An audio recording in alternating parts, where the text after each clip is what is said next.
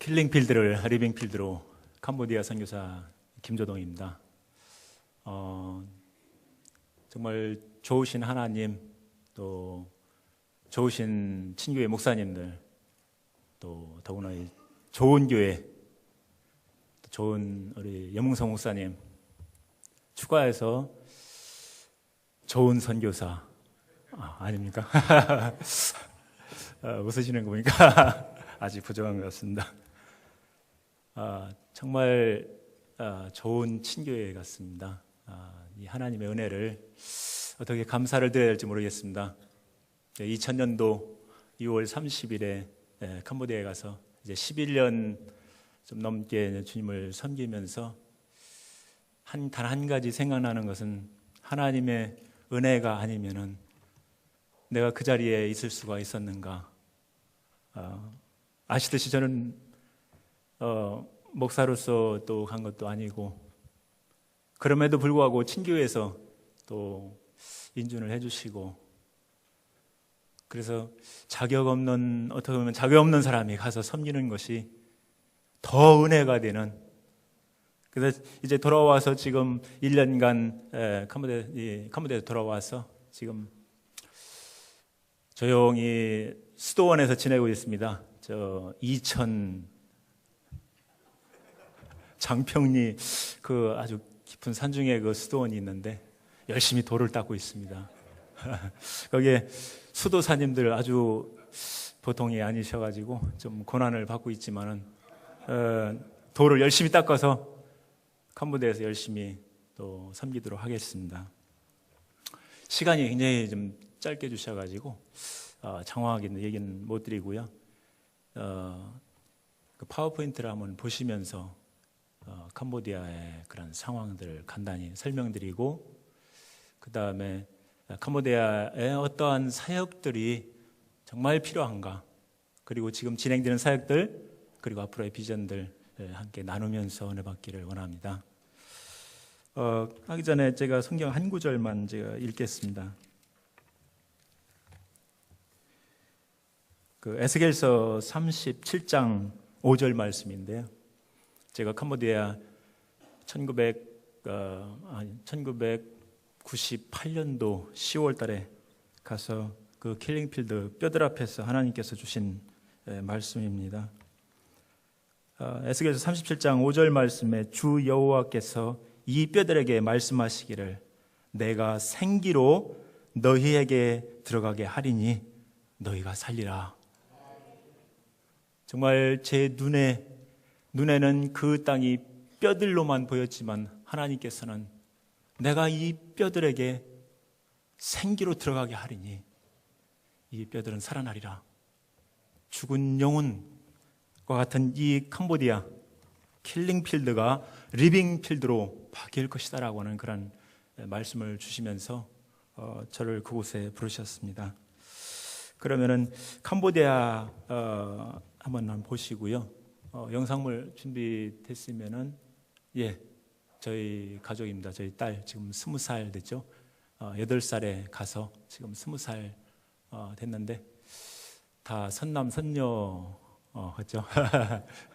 캄보디아에서 찍은 건데 포토샵이 아주 참 잘 되더라고요. 넘기시고요. 여기는 인도 차이나 반도입니다.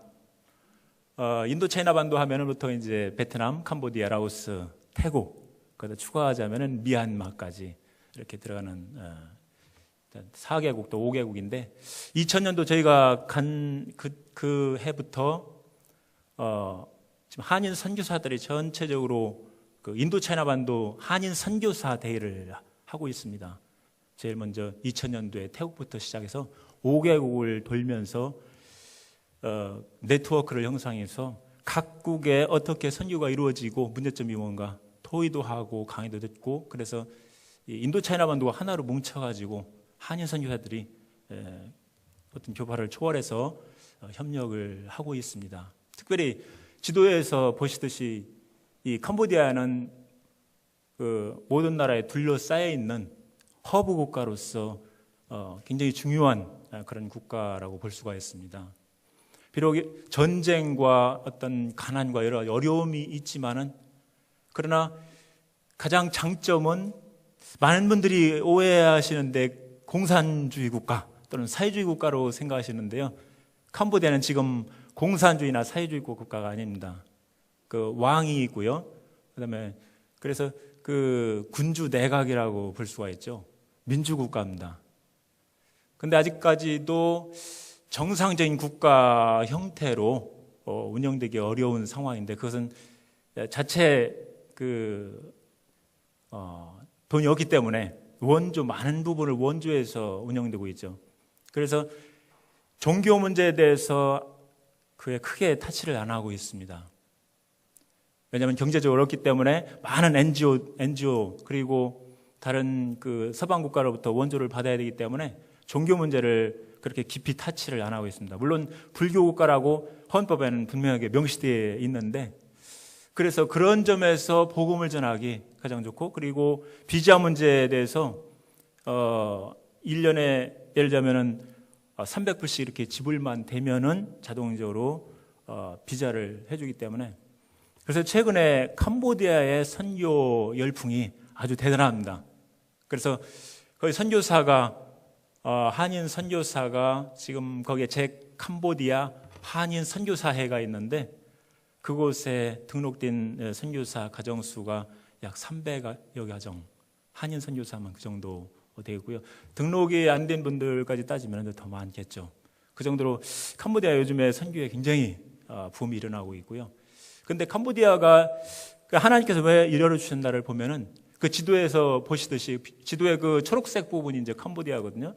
그 나라 주변에 있는 국가들이 사회주의 국가거나 아니면 복음이 잘 받아들이지 않는 그런 국가들인데, 이 캄보디아를 하나님께서 전쟁을 통해서 무너뜨리고 정신세계를 무너뜨리면서 그곳에 복음이 들어갈 수 있는 그 문을 여시고, 그래서 주변국에 이제는 복음을 확장하는 전초기지로서 하나님께서 여셨다고 저희들 선교사는 이렇게 믿고 있습니다.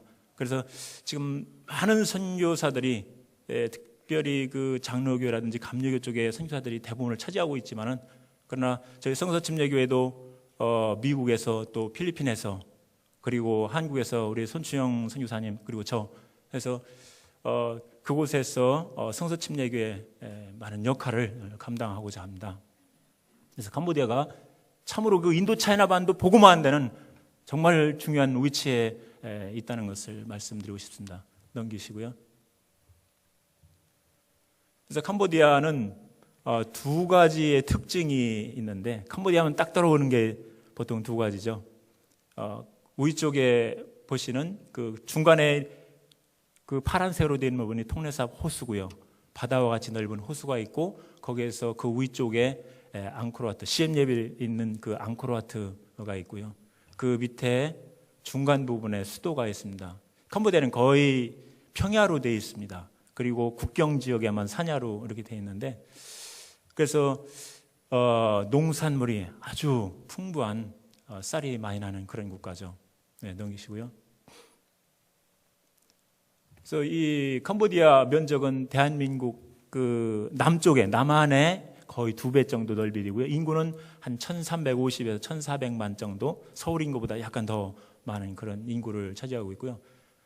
주 종족은 크메르 종족. 그래서 크메르라는 말을 들으시죠? 그건 종족 이름을 말하는 거죠. 거의 85%. 나머지 화교와 또 이슬람, 짬족 여러 가지 있고요. 프놈펜에는 인구가 한 140만 명 되는데 실제로는 한 거의 200만 명 넘습니다. 예, 넘기시고요. 그래서 캄보디아 아마 많은 분들이 다녀가셨어요. 참 감사하게도. 근데 앙코르와트 마당만 밟고 가신 분들이 정말 대부분인 것 같아가지고, 예, 다음에 오실 때는 우리 선교지 마당도 한번 밟아보시고. 근데 캄보디아 물론 관광만 오시는 것으로 생각지는 않습니다. 그것에 앙코르와트 그곳 마당을 밟으면서 기도하시고 또 캄보디아를 위해서 정말 마음을 품고 가시는 것을 저는 믿고 있습니다. 근데 어떤 경우에는 어떤 장로교회 같은 그런 데서는 목사님들 오셔가지고 앙코르와트 그 안에서 집회를 가지세요. 주여 뭐 마귀야 물러가라 하면서 소리치면서, 그래요. 참 난감한 적이 있었습니다. 이 정부에서 이 사실을 알고. 기독교에 대한 그런 사실 반감도 좀 있는 데다가 조금은 너무 믿음이 너무 강하셔가지고 그런 경우가 있는데 그곳에 와서 밟으면서 정말 그 땅을 위해서 기도하시고 또 정말 기회가 되신다면은 우리 사역제도 오셔서 함께 보시면서 기도해 주셨으면 감사하겠습니다. 보면 앙코르와트 아마 다 가보셔서 아실 겁니다. 네, 넘기시고요. 네, 보면 앙코르와트와 종교, 이 앙코르와트라는 것은 캄보디아에게 아주 절대적인 그런 사원입니다. 그곳의 정신적인 지주고 그 나라를 떠받치는 힘이라고 볼 수가 있죠.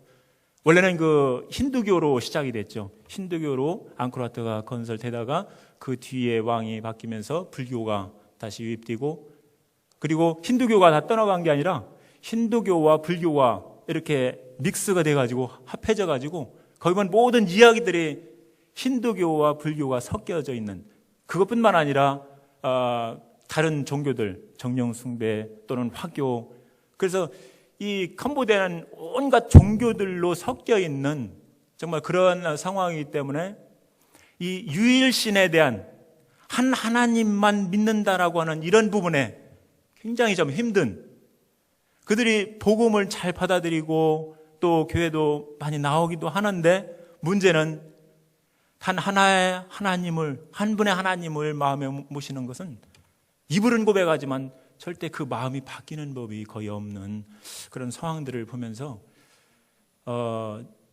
그래서 어떻게 하면 한 하나님을 그들의 마음속에 집어넣어 줄 수가 있느냐, 이게 참 관건인 것 같아요. 그래서 끊임없이 그 복음의 메시지를 반복되지만은 끊임없이 반복해서 5년이든 10년이든 끝까지 반복해서 언젠가는 변화될 수 있기를 기대하는 그런 상황입니다.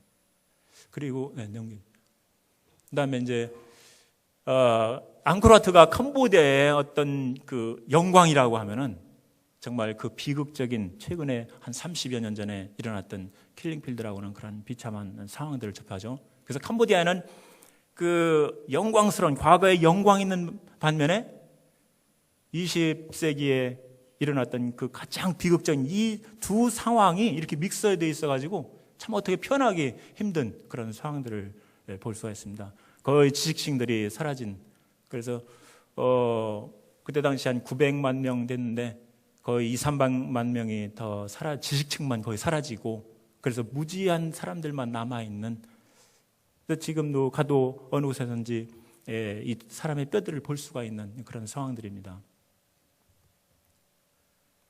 그래서 이러한 전쟁을 통해서 캄보디아의 사회가 그 불신, 서로 믿지 못하는 그러한 관계, 정말 자신이 드러나면은 언제 죽을지 모른다고는 그런 상황 가운데 살았기 때문에 그 서로 소통이 거의 안 돼요. 자기 자신을 드러내는 법이 없어요. 제가 5년 또는 7년 이렇게 청년들을 데리고 살아도 서로 저는 싸우는 법을 본 적이 없어요. 그렇다는 얘기는 서로 타치를 않는다는 거죠. 그리고 다른 사람에게 어떤 그 지도를 한다든지 어떤 말을 못 해요. 그렇기 때문에 리더가 서기 어려운 그런 상황들을 볼 수가 있죠. 그리고 그로 인한 가난, 또 질병, 또 온갖 불법적인 상황들. 근데 이 모든 것의 원인이 바로 무지에서 나온다는 사실입니다. 그러니까 거의 교육을 받지 못하기 때문에, 정상적인 교육을 받지 못하기 때문에 그거로부터 나오는 모든 현상들이 가난과 또 질병과 또 불법. 그래서 그 나라에게 가장 필요한 것이라고 하면 바로 교육이 필요하다는 것이죠. 성경 말씀을 가르치려고 해도 글자를 모르는 사람들이 많기 때문에, 크메르 이렇게 보시면 알겠지만 정말 읽기하고 쓰기가 거의 쉽지 않아요. 문법은 그래도 간단한 편이지만, 그래서 거의 문맹률이 60-70% 되는, 만약에 읽고 쓰는 것까지 합하면 거의 70여 %까지 되는, 그래서 제대로 쓰는 사람이 많지 않아요. 그 정도로 교육에 문제가 많고요. 또 초등학교 크메르어만 잘 배우고 나오면은 아주 잘하는 그 정도로 언어 부분에 참 어려움이 있습니다.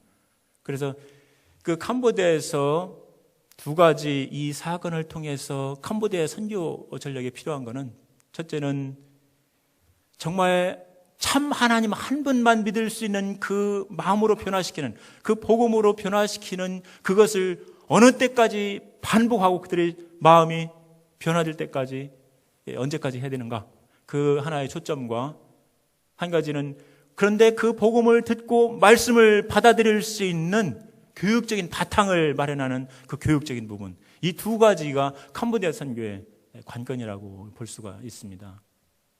그래서 바로 그러한 효과적인 선교를 위해서 많은 선교사들이 그 교육 쪽에 집중을 하고 있죠. 뭐 학교를 세우고, 또 대학교, 중학교, 고등학교, 초등학교, 유치원. 근데 이런 사역에는 좀 많은 비용들이 필요하죠. 그래서 그런 비용이 덜 들면서 하는 사역들이 이제 일종의 이제 방과 후 학습이라든지 또 문맹교육, 또 기숙사 사역. 그래서 가장 비용이 적게 들고 효과적인 사역으로 저는 지방의 기숙사 청소년 센터 사역들을 하고 있습니다. 그리고 두 번째 이제 초점을 맞추는 것이 수도와 지방에 있는 그러한 사역들이 연계성을 갖도록 하는 것입니다. 시골에서 이제 살다가 도시로 오면은, 한국도 마찬가지면은 거의 그 도시 문명에 물들면서 오자마자 도시 문명을 보면요, 그들의 마음이 굉장히 그런 것에 대한 이 욕망과 유혹이 많이 생깁니다. 그래서 그때 프놈펜에 왔을 때 이제 복음을 전하는 건 거의 쉽지 않은 그런 상황들을 보면서, 지방 쪽에 복음을 전해서 그곳에서 준비된 사람들이 프놈펜으로 왔을 때, 그래서 그곳에 와서 이제 대학에 들어가고 또는 직장을 구하고 할 때 그들을 교회에서 수용을 해서 그리고 지속적으로 훈련시켜가는 이러한 사역들이 연계되지 않는다면, 단순히 수도에 어떤 교회를 세우고 개척한다고 해서 사람들에게 복음을 전하고 그들을 주님 앞에 인도하는 일은 참 쉽지 않다는 것을 보면서 2006년도에 하나님께서 지방 쪽에 문을 열어서 그곳에서 지금 세 곳에서 이제 센터를 열어서 중고등학생을 대상으로 그곳에 기숙사를 제공하고, 물론 식사는 스스로 해결하도록 하고, 하지만은 그곳에서 거주하면서, 제가 가서 그곳에 함께 거주하면서 그들에게 복음을 전하는 그런 사역들을 통해서 그들이 졸업하면은 이제 프놈펜에 와서 그곳에서 또 교회를 돕고 또 훈련하는 그러한 연계 사역을 하고 있습니다. 그 다음에 이제 세 번째로 초점을 맞추는 사역은, 역시 캄보디아에는 기독적인 배경이 전혀 없기 때문에, 그래서 가장 그 나라를 복음화시킬 수 있는 키는 역시 훈련진 소수의 지도자들이라는 이런 사실을, 그런 사실 때문에 그 지도자 훈련에 초점을 맞추고 있습니다. 그래서 지방에 있는 그 학생들이 이제 그 가운데서 충성된 사람을 발굴해내고, 그 다음에 프놈펜에서 훈련하면서 그곳에서 또 헌신된 일꾼을 발굴해서 그들을 이제 훈련한 다음에, 그 다음에 저희 미국 선교사, 필리핀 선교사, 그리고 우리 한국 선교사 연합으로 하고 있는 신학교에서 지금 가르치고 있습니다. 그래서 그 훈련생들을 이제 지도자로 훈련을 시켜서 지방에 개척된 그런 센터들을 앞으로 교회로 세워질 수 있도록 그들을 훈련시키고 그들을 파송해서 그 센터를 관리하고 또 전도를 하게 합니다. 그래서 이러한 세 가지 사역에 초점을 맞추면서 저희가 지금 진행하고 있는 사역들은, 넘겨보시죠. 지도에서 지금 보시는데 빨간 점들은 현재 이제 그 사역이 이루어지고 있는 부분들이 프놈펜 성서침례교회, 그리고 프놈펜 대학생센터, 그다음에 지방에 약 80km 떨어져 있는, 북쪽 지방으로 80km 떨어져 있는 부분에 숙군 청소년 센터, 거기에 20km 떨어져 있는 프로이토등 청소년 센터, 그리고 메콩강변에 거기서 15km 떨어져 있는 메콩강변에 삐엄찌껑 센터. 그래서 군청 소재지에 그곳에 고등학교 하나씩 있는데 그 고등학교에는 지방 면 단위에서 오는 유학생들이 많이 있습니다. 그래서 그 학생들을 대상으로 그곳에 거주하게 하고 그래서 그들에게 복음을 전하는 그들의 거주지를 정해주고 그리고 복음을 전하는 그런 사역들을 통해서 그 지방과 수도의 연계 사역을 하고 있습니다. 그리고 지금 세 군데 초록색으로 된 부분은 세 군데 현재 개척을 위해서 기도하면서 준비를 하고 있고요. 그 프놈펜의 그 아랫부분에 있는 한번 눌러주실래요?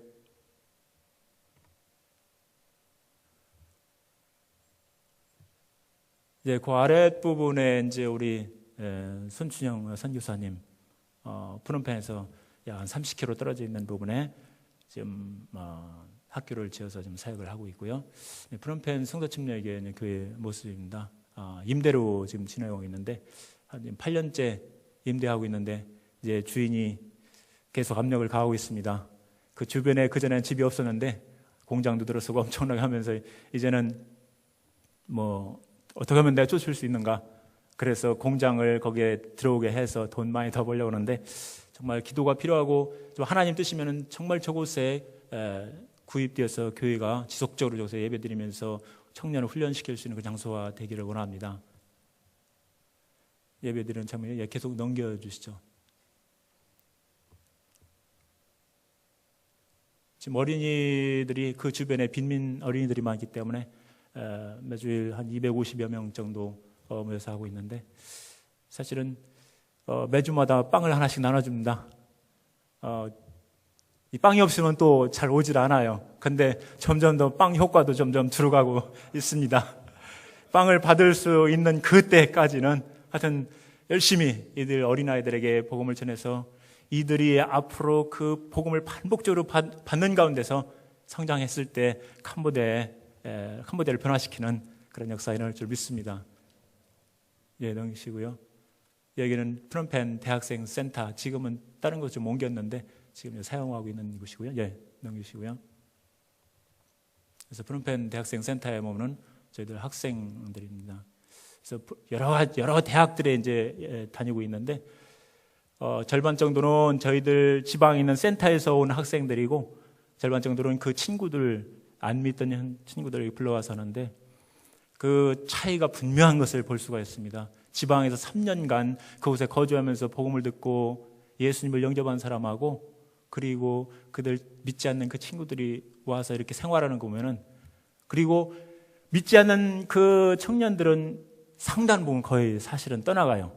매일 새벽마다 새벽 기도에 참여해서 말씀을 듣고 훈련하는 그것이 사실 쉽지는 않죠. 그래서 많이 떠나가고 있지만은 그래도 남는 몇 명들 통해서 정말 리더로 훈련을 시키고 있습니다. 예. 저희 첫 번째로 지방에 개척한 스군 청소년 센터가 지난달에 500만 원을 들여서 이렇게 창구를 졌어요. 그동안에는 임대로 했었는데 더 이상 임대할 수 없게 돼서 2007년도에 구입한 그 땅에 지금 자그마하게 5m, 20m 그 함석으로 이렇게 쳐놓고 그곳에 청소년들이 거주하면서 학교에 다니고 있습니다. 그래서 이곳에는 아직까지 담장도 없고 또 우물도 없습니다. 그래서 우물을 멀리에서 퍼와야 되고 그런 어려움들이 있습니다. 예. 예. 여기는 이제 삐음찌꺼 센터, 두 번째로 개척한 메콩강변에 있는 센터인데요. 이곳에는 지금 연로하신 한 단기 선교사님이 65세 됐는데 그곳에서 컴퓨터와 영어와 한글을 가르치면서 지금 매일 저녁마다 성경을 읽으면서 찬양을 부르면서 매일매일 저하고 이제 인터넷으로 이제 통화하고 있는데 정말 이 청년들이 뜨겁게 주님을 사랑하고 앞으로 프놈펜에 가서 주님을 섬길 그런 마음을 가진 청년들이 있다고 합니다. 예. 여기는 세 번째로 개척한 프로이토동 청소년 센터입니다. 이 센터가 정말 빨리 구입돼야 되는데 왜냐하면 이 센터에 정말 열심히 공부하는 학생들이 참 많아요. 여기는 학구열이 굉장히 높아서 거의 20명, 25명 학생들이 이제 거주하고 있는데 그 시골에서 온 아이들이기 때문에 굉장히 마음이 순수해요. 복음을 전하면은 아주 순수하게 받아들이고 그래서 이곳을 좀 구입을 해서 기도를 하고 있습니다. 예, 넘기시고요. 예, 넘기십시오. 여기는 베트남 방향으로 가는 메콩강 그 강변에 있는 브레크박 마을 교회인데, 저희 교회 집사가 이제 시작을 해서 지금 3주 전에 이곳에 380만 원을 들여가지고 땅을 한 450평 정도 구해서 이곳에 지금 교회와 또 문맹 학교로 지금 사용을 하고 있습니다. 네, 넘겨주십시오. 그리고 작년에는 청소년 연합 캠프를 한번 열었습니다. 그럼 할 수만 있으면 매달 이런 캠프를 열어서 정말 집중적으로 이 청소년들에게 복음을 전하는 그런 사역을 하기를 원하는데, 작년에 우리 정민철 목사님도 오셔서 정말 그 불덩이 같은 그 속에서 거의 죽다시피 했습니다. 그 정도인데 참 그 복음을 듣고 많은 청년들이 변화됐고요. 그래서 할 수만 있으면 많은 목사님들께서 또 이 집회에 한번 오셔가지고 그 청년들에게 도전을 주고 또 복음을 통해서 변화시키는 그런 역사 일어나길 원합니다. 예, 마지막으로 기도 제목 뭐 여러 가지 나오는데, 전체적으로 각 센터마다 참 부지가 필요합니다. 하드웨어 부분에 준비가 필요하죠. 한국에 역시 선교사님이 오셨을 때 정말 그 우리 한국 목사님들께서 사역할 수 있는 그런 기반들을 준비해 놓을 때 더 장기적으로 더 놀라운 사역들이 일어날 수 있는 그러한 것과 마찬가지로 제게 있는 부담은 캄보디아 땅에 할 수만 있으면 지금 쌀 때 어떻게 하면은 그 센터들, 각 센터들을 준비를 해놓고, 그리고 저는 그 가운데서 정말 충성된 일꾼들을 소수를 키워서 그들을 통해서 그 맡기면서 캄보디아의 이 성서 침략회가 확장되는데 정말 쓰임받기를 원합니다. 우리 많은 목사님들께서 이 부분에 관심을 가지시고 각 센터들이 구입돼서 그 센터들이 이제는 교회로 견고히 설 수 있도록 저는 소프트웨어 쪽에서 최선을 다하도록 하겠습니다. 정말 진심으로 감사드리고요. 항상 기도해 주시고 또 관심을 가져주시고 또 때로는 방문도 해주시고 또 이런 사실로 감사드리고 지속적으로 기도를 부탁드립니다. 킬링 필드가 리빙 필드로 바뀌어가고 있습니다. 이 일로 해서 감사드립니다. 고맙습니다.